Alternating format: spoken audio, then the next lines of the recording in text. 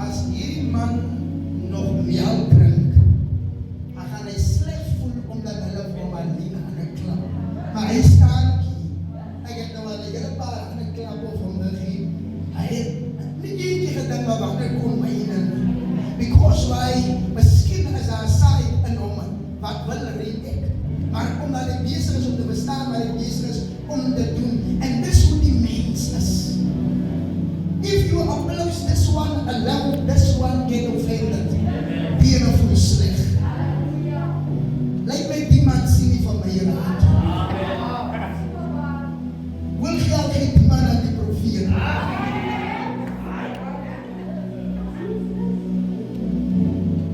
Nou kom daar aan 'n duiwel uit daai kant uit en in sy oor fluister. Dan die my kerk los toe. Hy is na jou hart. Jy sit dan oor vir die hele tyd. Ek gaan net oor hierdie man. Maar Jesus sê, daar gaan 'n tyd aanbreek, want jy gaan aanstoot neem. Maar dit moet nie veroorsaak dat jy kom by die punt om my te verlaat nie. As dit ook gebeur, is dit alright, thank you, my dear person.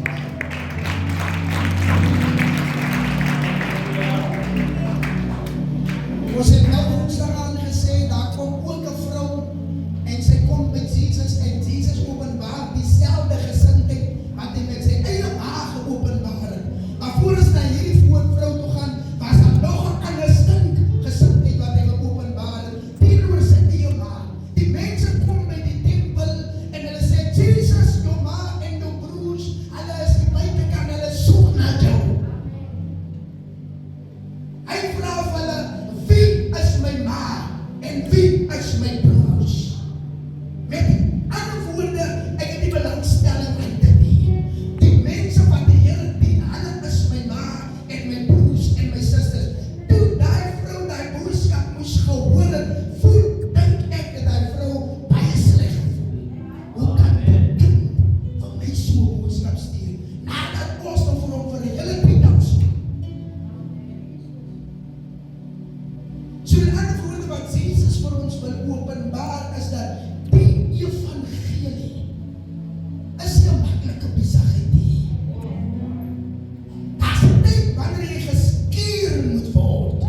Daar's 'n tyd wanneer jy gekap moet word. Daar's 'n tyd wanneer jy gesteek moet word. Daar's 'n tyd wanneer jy beledig moet word. Daar's 'n tyd wanneer jy niks gaan hê nie.